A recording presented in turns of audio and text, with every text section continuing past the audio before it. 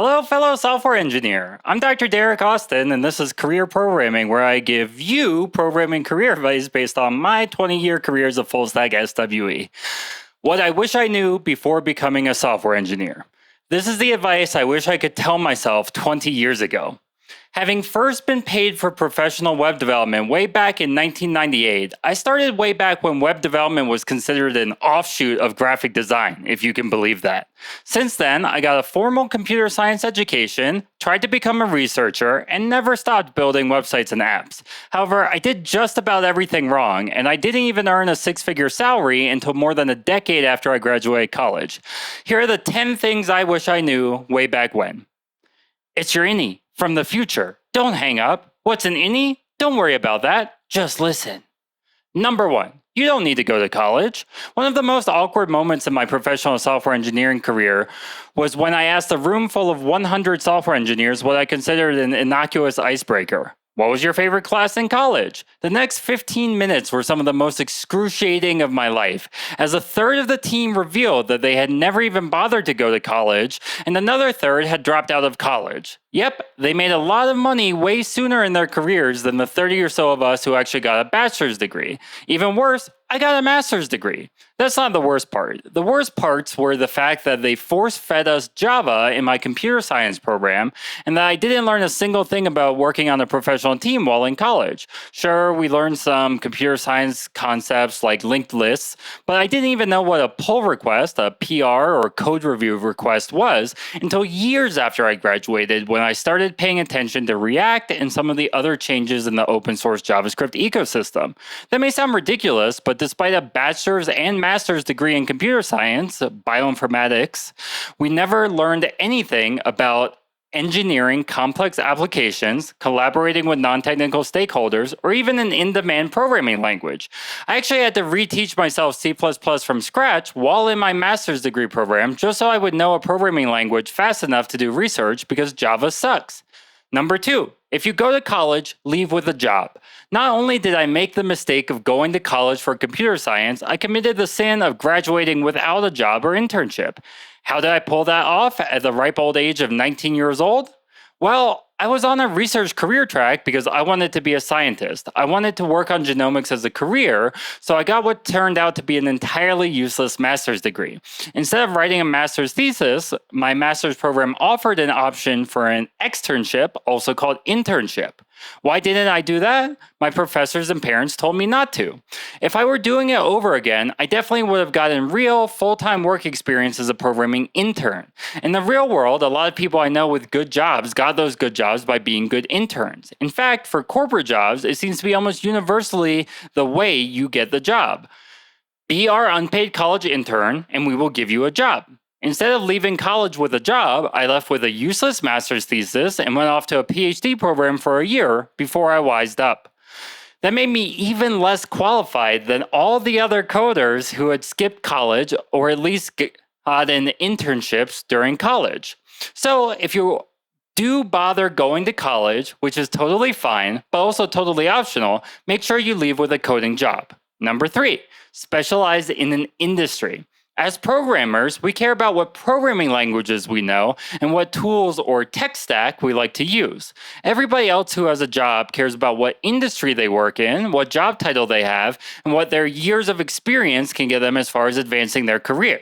Those are almost meaningless concepts for hiring a programmer, because if you hire a really good programmer who can competently work both independently and collaboratively to produce a lot of accurate code quickly while being accountable for accelerating the team overall, then the team will succeed. That's how coding works. It does not matter much at all if the programmer has worked in the industry before, had the right job title, or whether they have a certain minimum number of years of experience. Accuracy, accountability, and accelerating the team are what matter, and these come down to skill, grasp of the tech stack, and effort. But for every other job out there, that's not how it is. Other jobs hire candidates based on their number of years of experience with the right job title working in the right industry. I wish I knew this way back when, because I have been rejected from every fintech, financial technology job I've ever applied for because I didn't have experience working in the financial industry. Does it matter I've built HIPAA-compliant health platforms or that I'm a talented and dedicated programmer? No, because I didn't have financial industry experience. That is what matters to employers. To see how ridiculous this is as an approach to hiring coders, imagine trying to hire a translator to translate a document from Mandarin Chinese to American English. You would need to make sure that person translates Mandarin Chinese to American English accurately, not that they have a certain number of years of experience with the job title translator. What matters is the accuracy of the translation and whether the translator delivered it on time, accountability, and under budget, acceleration.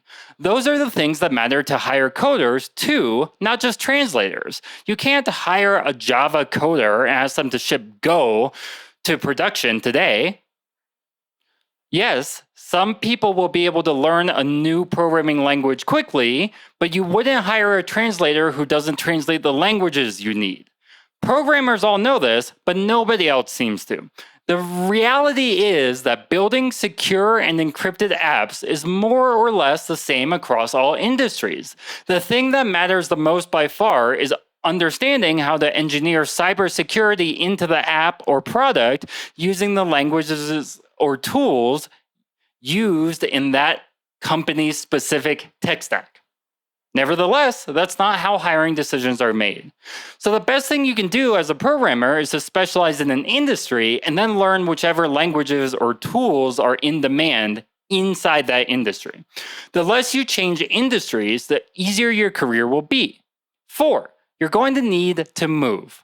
I'm from a small city, Richmond, Virginia, USA, and I made the awful mistake of liking it there. That, my friend, is a bad idea. The reality is you need to move where the programming jobs are. Unfortunately, I happen to like Richmond's small, walkable neighborhoods, so I not only went to my hometown college, VCU, I returned there after the year I wasted in my PhD program. It was great to be in my hometown, but there weren't any programming jobs in the entire metro area, even if I was willing to commute. There were so few jobs, I went on to pursue a 10-year career in sports medicine while consulting and freelancing on the side since I didn't want to move. When I first looked for coder jobs back in 2009, I found just 2 in the city, a PHP job requiring at least 5 years of experience and a web development agency job, again, requiring 5+ years of experience.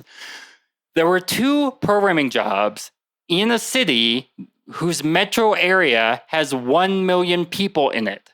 But I was naive enough to think I could make it work anyway, freelancing. When I looked again 10 years later, there were more coder jobs in the metro area, maybe 10 or 20.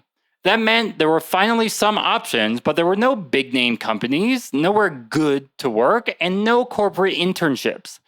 If you want to be a programmer in Richmond, Virginia, then you'd better get a degree in data science and accept a mid-level data analyst job at the brand names in town, meaning Capital One or Altria. But even then, you'll be stuck in a no way to progress your career suburban hell. Really, I only know of one person from my college who got a job as a programmer locally. He got a bioinformatics specific job, think software engineer, but with a worse job title and lower pay, working at a huge health insurer.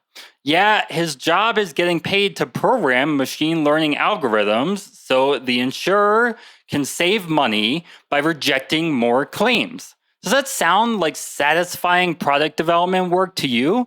Building software and apps like I like to do? It sounds awful to me. The reality is pretty much all of the programming jobs in the US are in-person jobs in major cities like New York, Seattle, and especially San Francisco. You'll just have to move. And the more willing you are to move to a crappy place, the more success you'll have in your career as you'll have more job stability. That's because anytime you're not working full time with the right job title in the right industry as a software engineer, it's damaging your career. So if you've been unemployed more than 1 month, consider relocating at your own expense to somewhere awful. Whether that means it's expensive, you'll need to commute, it has awful weather, or it's in the middle of nowhere. My point is, the more you go where jobs are, instead of expecting to find jobs wherever you happen to be right now, the more success you'll have. That's true in all careers, but there are so many programmers in the industry competing for a small number of jobs. So it's unlikely you'll be able to hang out in your hometown and find coder jobs there. I definitely can't say anything bad about trying to look for jobs in your hometown first. I did that for 15 years. But if that fails, pack your bags. Living in my hometown was the fundamental reason why I had to be a freelance web developer and make such little money for such a long time. Plus, I didn't even get ahead financially because Richmond isn't a cheap city. It's not like I moved to rural Ohio and was working remotely.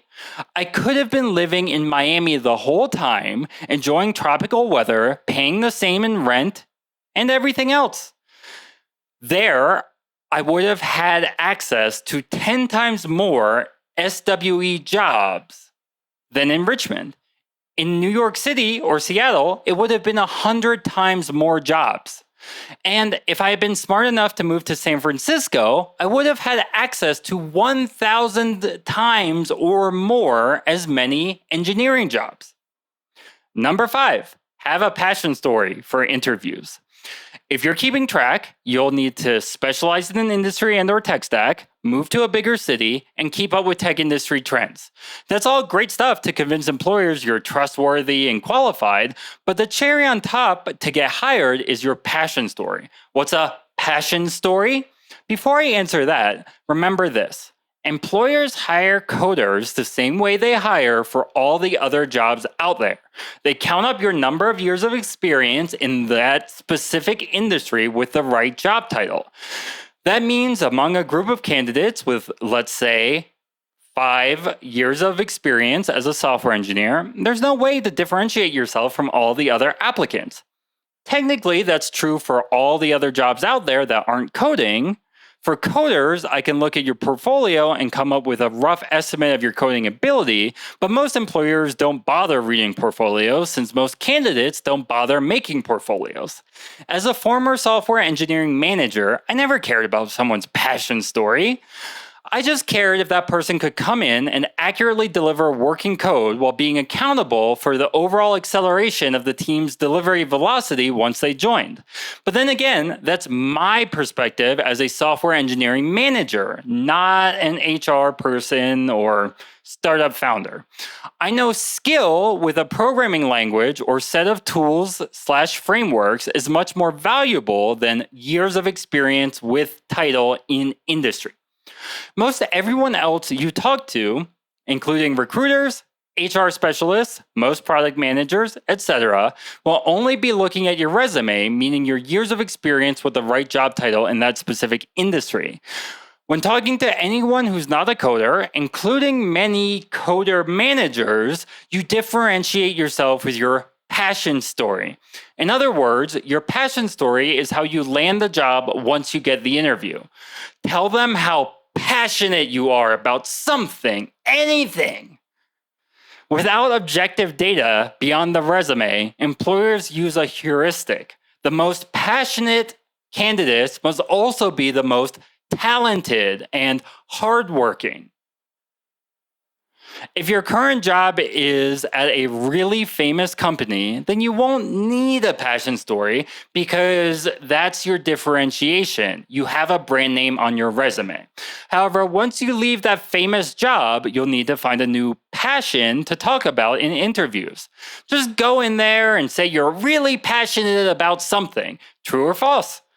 I'm legitimately passionate about front-end development because I like making beautiful animated user interfaces, but that same passion story also disqualifies me from every full-stack job because I like front-end. Does it matter in the least that I've owned the entire stack, front and back, including security and DevOps, while also architecting reliable code bases? Of course not. Because to employers, either I'm a front-end developer or I'm a back-end developer or I'm a full-stack developer, which somehow is a third thing. They won't talk to me in the first place if I don't have that job title on my resume that they're looking for. It really doesn't matter what it is, but the more your passion, fake or real, overlaps with the needs of the team or needs of the role, then the better you're going to be able to differentiate yourself. Your passion story does not need to be true, but if you lie, you'll need to remember your lie and stay in character. Usually, it's easier to tell the truth by, for example, finishing a side project, releasing it, and then gushing over it. Often, in my experience, this is how hiring decisions are made. They pick the people with the most years of experience with the right job title in the right industry to interview. Then they use the passion story as tiebreaker, and everyone congratulates each other on hiring the most passionate and qualified candidate. Honestly, I can't tell what the rest of the 4, 8, or sometimes 20 or more hours of take-home coding assignments and various interviews are for at some places, given that passion alone gets most people hired. So you've got to have a passion story ready for interviews, whether your passion is making video games in your free time or learning Go or Rust. Number 6, all jobs suck, so save a lot. My parents are really bad savers. They think the stock market is a rigged casino game like a slot machine, and they spend all the money that comes in. That's what most people do, right? The problem is the assumption that a job is going to be both tolerable and stable. Software engineers should not make that mistake. Programming jobs tend to be difficult and unstable. Programmers are habitually the ones associated both in the public eye and in the brains of executive management with being the ones responsible for the quality of the software product. As a result, there's always a lot of pressure on programmers to deliver. In spite of dysfunctional management practices like crunch, workloads ahead of arbitrary deadlines selected by executives looking at a calendar. If you don't believe me, look up MSFS, Microsoft Flight Simulator 2024, or other recent PC game releases from City Skylines 2 to Civilization 7. Corporations release games full of bugs for $70 to $100 plus, and the devs get blamed in the reviews. In fact, it's not uncommon for executives and middle managers to avoid blame entirely by firing some or all of the programmers on the team. Remember that in the US, no actual cause is needed for most firings, but saying devs suck at code would typically count for cause anyway. So companies are covered to fire devs whenever they want.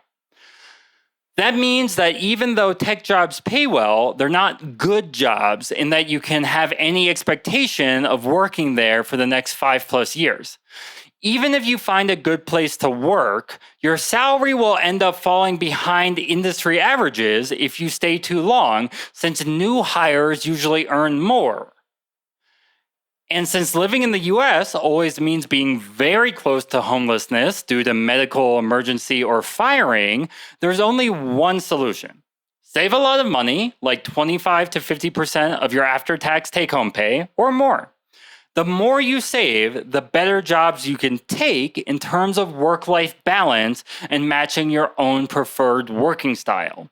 If you don't save, you'll always be looking for a job that pays the same or better than you currently make or made at your last job. That can quickly lead to long-term unemployment, 3 months or longer, which can eject you from the industry as an unemployable software engineer. Plus, if you live on half your income, then you can have a 20-year career with 5 years of unemployment mixed in and still have a pretty reasonable chance of retiring from work in your 40s or 50s. See Mr. Money Mustache and Financial Independence Retire Early, or FIRE, F-I-R-E. The reason I personally didn't save a lot was that I was under the mistaken impression that there would be a job out there that I would love, that would be my passion, that would fit me, that I would be proud of, that would be stable, that would pay well, and that I could tolerate indefinitely. Well, folks, that never happened. Eventually, I did figure out how to save 50% of my salary, and it let me go from working for the man to being an indie game dev, but I'm still broke. My advice to you is to start saving as much as you can, as early as you can, since programming is fundamentally an unstable career path. Coders have to be constantly learning new skills, dealing with layoffs, and playing office politics. You probably even have to post on LinkedIn. Plus, if you focus on saving a lot, it also makes sense to be a workaholic obsessed with earning as much as possible. Just exit the rat race ASAP. Don't think you can't afford to. Because if you never save, then you could end up in a situation like my parents were in, really hoping your employer doesn't fire you before you collect your pension and retirement benefits. Oh, right. Remember pensions? Yeah, I've never met a coder with one, so saving is your pension. And don't put 100% of your money in deferred retirement accounts, as it can be hard to pay your bills with those funds when you get laid off. Number 7, you like to work from home? Too bad! If there had been remote work options available in 2009, then I'd have found a job I could tolerate working as a full-time software engineer. I mean, even in the worst case, if I get to work from home, I could just be a product manager and just write up tickets all day, right? There wouldn't be a commute or need to live in an expensive city or constant interruptions all day long from coworkers. Yes, I love remote work. Well, too bad! Remote work is reserved for billionaires or something like that. I've never understood the backlash myself other than managers are cops. In 2019, when most software engineers were building web and mobile apps, I expected to find a lot of remote coder jobs. It wasn't the case. What's confusing is that we all use GitHub or GitLab. You can work from home. There aren't many coder jobs where you have to be in the office, other than because the company requires it. Similarly, you could be watching this video from anywhere in the world, but remote jobs are bad, okay? Companies want you on site because if you're on site, it's harder for you to also be working a second job and easier to make you work late, meaning they require unpaid overtime since you'll likely be a salaried, overtime exempt full-time employee. It's also easier for clueless middle managers to see your butt in chair as you get valuable FaceTime with the boss. If that sounds more like winning favor in a dictatorship, then welcome to the world of work. Kissing up will get you ahead, and the most popular type of kissing up is being anti-remote work.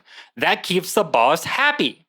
If Facebook or whatever other company wants to keep you on site working 60 to 80 or more hours a week, then yeah, you probably don't have time to moonlight or even do a side hustle, right? But what if you prefer working 40 or less hours a week from home with minimal commute and minimal cost of living? Heck no! That's only a perk for our C-suite execs, the CEO, the COO, the CTO, the CIO, etc., who also happen to get paid 4 to 100 times what you do. And while there are many more remote jobs for programmers now after the COVID-19 pandemic than there were previously, even now, the vast majority of coder jobs are going to require you to commute to an office. Plus, you'll be forced to work in an open office workspace that's terrible for deep work productivity like software engineering, because fancy open offices make the billionaire owners and other executives oh so joyful. Yes, I know that some people like going to work. It gives them purpose and time to hang out with their friends. In my experience, these are the same people who tend to be the most surprised by the betrayal of getting laid off from the family. And if you are one of those people, hey, it's totally fine. You'll have a much easier career than someone like me who prefers remote work. But when you make it into management, remember that I like to spend 9+ hours on site every weekday is a personal preference. It's not shared by everyone, and some disabled people actually need to work from home. But if you actually prefer remote work, you better pretend you love fully in-person and hybrid working arrangements to succeed as a coder. Otherwise, you'll be competing for a smaller and more competitive pool of fully remote jobs, and that can lead to long-term unemployment. Number 8, your brand matters even if it's ex-Googler. Everybody knows that your personal brand matters a lot and that you have to do things like manage your social media. I hate all of that.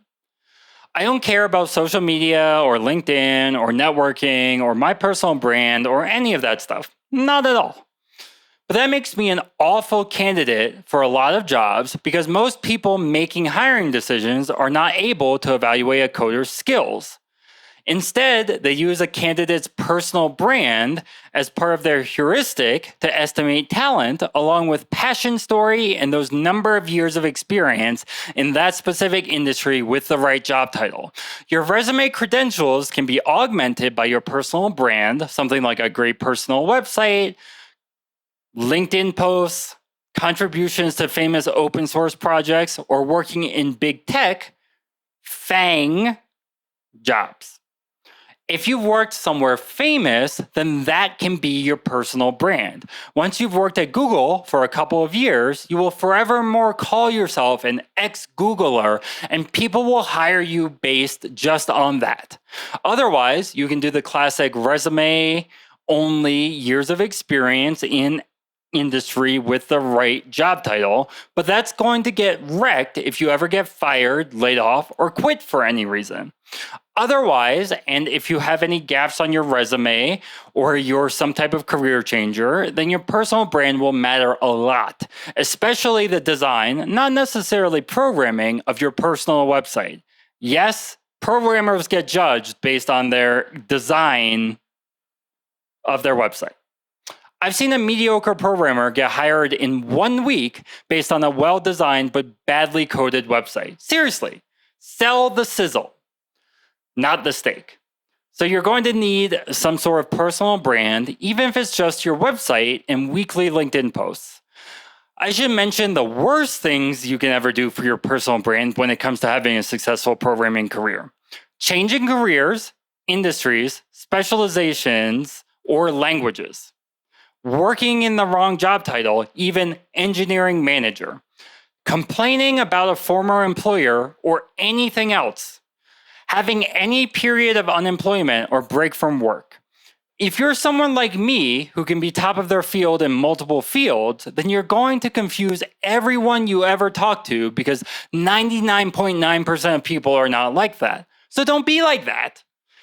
Even if you're entirely abnormal, and I'm talking about myself here, pretend you're the most normal person at all costs.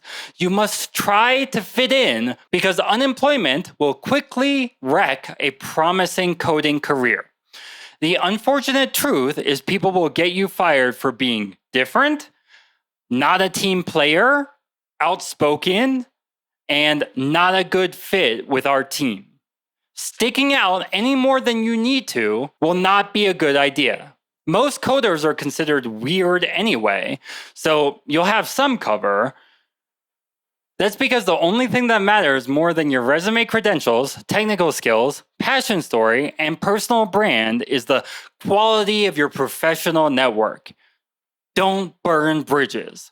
70 to 90% of all hires are from personal referrals, and if you get yourself fired for any reason, even no reason, then the people who work there and didn't get fired probably won't help you out. The bottom line is that your personal brand, ex-Meta, AWS engineer for fintech, or whatever fits you, differentiates you from others with your number of years of experience with the right title in the right industry. Number 9, you're going to work unpaid overtime. I need a minimum of 10.5 hours of sleep a night, every night. Plus, I'm a night owl who is not very alert before noon. That means while most people have an 8 to 10 hour workday, 6 to 8 hours of sleep, and 8 hours for themselves, I need about 12 hours of sleep and waking up time, leaving me 4 hours to myself with an 8-hour workday. That means I really do not like working more than 8 hours in a day. Call me a Snorlax, but that's just my physiology. Smart, but sleepy. By the time I've worked a 10-hour workday, then I only have 2 hours left for commuting, not to mention hygiene, meals, chores, exercise, romance, and everything else I want to do in my life. The rub is that most jobs, even remote programming jobs, require more than 40 hours a week. Every week. Many require 60 or more, plus commuting to the office, even if you don't work in big tech or a fast-paced startup. Worse, management sometimes underhires and overworks coders who may be seen as disposable cogs to be used up and discarded. As a result, the workload can be insane to the point where you're not just working a lot of unpaid overtime. Depending on your workload, you may frequently feel like you're spinning your wheels and getting behind. After all, every employer has a financial incentive to make you do as much unpaid overtime as possible because it's literally free labor for them. They pay you the same whether you work 6 hours or 12. So yeah, they're going to push you to work 12 plus hours, 6 plus days a week if they can. The only thing that's ever helped me working unpaid overtime is leaving for a better job that requires less overtime. But it's frequently the case that unpaid overtime is still part of the job, and you can't find out until you start. If you want to stop working unpaid overtime, join a union. Oh wait, those don't seem to exist for software engineers, at least anywhere I've worked. So just accept the hours, even if you have to work on it in therapy using acceptance and commitment therapy, ACT therapy. Honestly, you should be happy any week you had to work less than 60 hours if it's a job where 40 hours is expected. If you could frame things that way, then you'll never be miserable about your work schedule. Don't be like me and think you should only work 40 hours because that's what they pay you for. I found tears in my eyes on many late nights, especially when work needs me to fix some production bug late on a Friday night. Number 10, always expect to get laid off. I grew up poor with my dad unemployed and then underemployed for a decade while my mom supported the family as an art teacher. I guess they don't have layoffs for teachers most of the time, so school districts have to be craftier. What they did was just kept increasing my mom's workload year after year after year, expecting that she would break or quit. She never did, even though her workload the last 10 years of her career was 2 full elementary schools, much more than when she'd only ever had 1 school's art education to manage earlier in her career. If they're going to do that to a teacher with more than 20 years of experience in the same school district, then you're darn right that Facebook or whoever is going to fire you at any time for any reason. I mean, did you read that book, Careless People, about Facebook? No big deal if you didn't, but the spoiler alert, end of the book is that the author reports getting harassed at work and then getting fired for doing so, allegedly. I don't know if that's true, but I do know that big companies love layoffs. They love hiring new people who've had to get their industry experience making less money elsewhere. Why? Obviously, one reason is to replace higher earning senior employers with lower wage new hires. And that is why I never thought that people really got jobs from college internships. Following the logic here, if you get your job after an internship, then by definition, you can't have a stable job. Whatever company hired you from your internship wants to hire everyone from internships. They want new grads who they can pay the least to, right? They want ideal employees willing to work more for less money.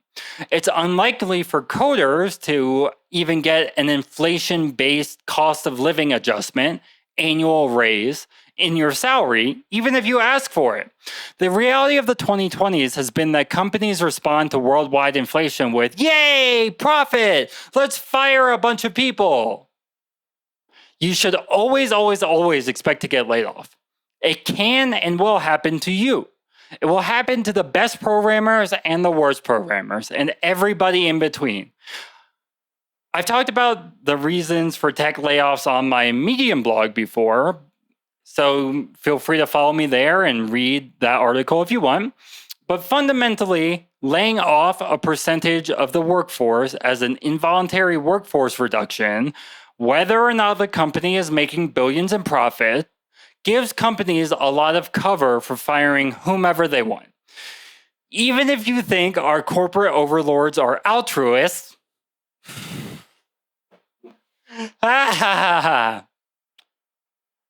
even if you think our corporate overlords are altruists who don't want you to be scared of being laid off at any time, it's just common sense to update your resume and other career documents at least once a year.